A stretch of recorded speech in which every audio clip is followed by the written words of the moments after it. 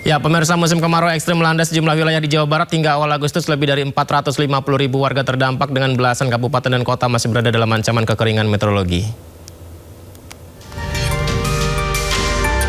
Musim kemarau membuat sejumlah sumber air di Jawa Barat mulai mengering. Hingga 10 Agustus 2026, kekeringan sumber air telah berdampak pada lebih dari 450.000 warga yang tersebar di 153 kecamatan dan 334 desa atau kelurahan. Kekeringan juga berdampak bagi masyarakat yang menggantungkan roda ekonomi di sektor peternakan. Bagi para peternak, memastikan ternak tetap mendapat pakan berarti harus menempuh perjalanan berat demi mencari rumput dan air. Susah banget itu cari rumput, cari air. Nangunya saya jauh dari Bekasi nyampe Bilangan Bogor. Cari uang, cari air. Jauh, sangat jauh. Tahu berapa kilo itu? Lama ada 100. Ini kan saya mah dari Bilangan Bekasi sono. Kesini mau cari rumput yang itu sama air. Berdasarkan data yang dihimpun dari BMKG, 76,5% zona musim Indonesia telah memasuki musim kemarau pada awal Agustus dengan curah hujan rendah yang melanda sebagian besar wilayah Indonesia. Selain itu, adanya fenomena El Nino yang sangat kuat memicu kondisi yang lebih kering di seluruh Indonesia. Meski hujan lokal masih berpotensi terjadi, BMKG menyebut kondisi kemarau masih akan mendominasi pada pekan ini. Pemirsa, ratusan pengungsi di Nagekeo mengeluhkan kurangnya alas tidur yang layak dan kebutuhan bayi. Sementara jumlah korban meninggal gempa Nagekeo terus bertambah menjadi 15 orang. Dia tuh maunya yang besar. Ratusan pengungsi yang bertahan di posko lapangan berdikari Kabupaten Nagekeo mengeluhkan kurangnya bantuan alas tidur yang layak untuk melindungi diri dari dinginnya lantai saat malam hari. Saat ini para pengungsi terpaksa tidur di atas terpal sederhana.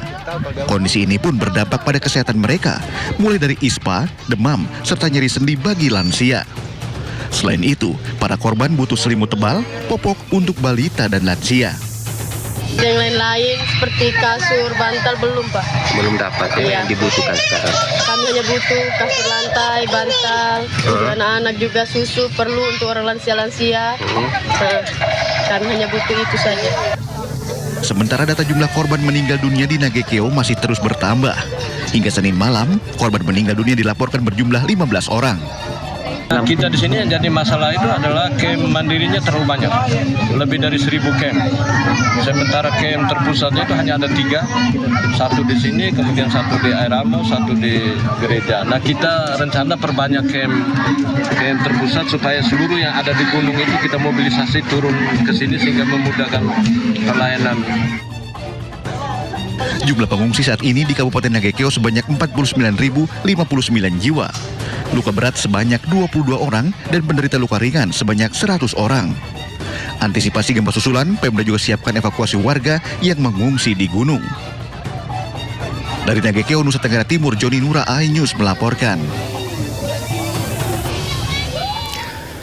Memasuki hari ke-11 penanganan bencana di Kabupaten Nagekeo, Nusa Tenggara Timur, lebih dari 9.000 rumah warga rusak. Bencana juga berdampak pada kerusakan 294 fasilitas umum dan infrastruktur, termasuk akses jalan dan pasokan air bersih.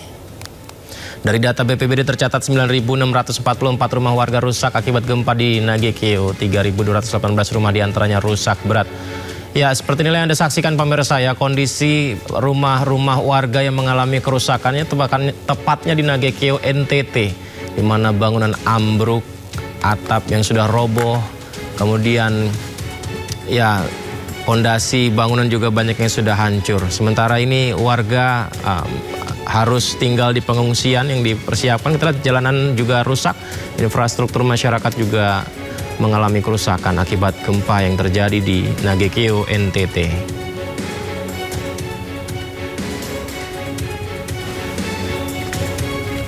Sementara itu, rentetan gempa bumi masih mengguncang wilayah Nusa Tenggara Timur. Lebih dari 7.000 gempa susulan terjadi setelah gempa utama berkekuatan magnitudo 7,7 mengguncang Flores, Nusa Tenggara Timur.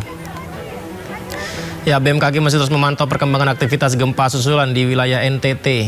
Tercatat gempa susulan terbesar memiliki kekuatan hingga 6,2. Dari ribuan gempa susulan, sebanyak 32 gempa memiliki magnitudo di atas 5 dan tidak berpotensi tsunami.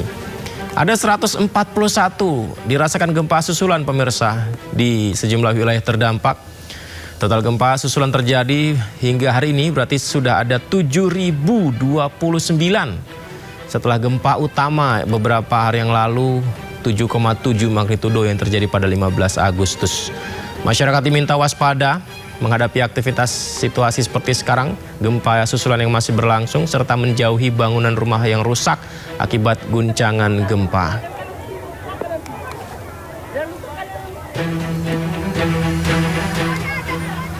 Para pengungsi yang sebelumnya menempati Gor Samador Maumere, Nusa Tenggara Timur mulai meninggalkan pengungsian dan kembali ke rumah masing-masing. Ini kita bisa lihat warga yang mulai membereskan pakaian dan beberapa perlengkapannya ya setelah 9 hari bertahan. Sebagian warga dari total 237 jiwa yang mengungsi di Gor Samador Maumere NTT mulai berangsur kembali ke tempat tinggalnya masing-masing. Dan mereka pulang ini satu demi satu bertahap dan diprioritaskan bagi warga yang rumahnya mengalami kerusakan ringan dan masih bisa ditinggali dan masih aman untuk ditempati. Meski begitu, seluruh warga tetap dihimbau untuk waspada terhadap potensi gempa susulan karena masih terjadi di beberapa titik wilayah di NTT gempa susulan dengan intensitas yang kecil.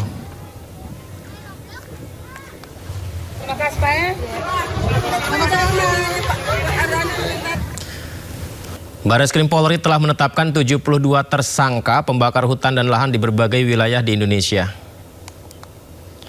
Direktur Tindak Pidana Tertentu atau Dirtipidter Bareskrim Polri Brigjen Muhammad Irhamni menjelaskan penetapan 72 tersangka berasal dari 89 laporan yang ditangani 9 jajaran Polda.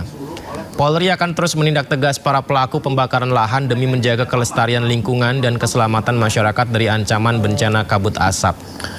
Bahwa dalam penanganan perkara ini telah melaksanakan kegiatan proses penyelidikan dan penyidikan dengan jumlah tersangka kurang lebih yang sudah ditetapkan adalah 72 orang tersangka perorangan, yang mana proses penyelidikan dan penyidikan tersebut adalah melakukan penyelidikan dan penyidikan di titik-titik api yang terjadi di lapangan.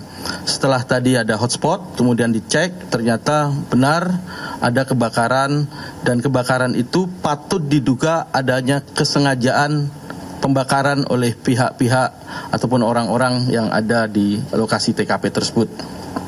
Sesuai hasil pemeriksaan tersangka dan para saksi, memang kebanyakan mereka sengaja membuka lahan, kemudian melakukan pembakaran.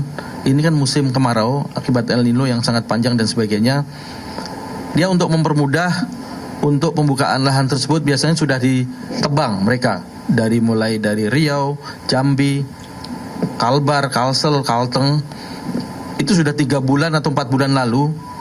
Itu mereka sudah tebang, makanya di situ ada parang, ada alat-alat untuk melakukan penebangan kawasan lahan yang sudah terbuka sebenarnya.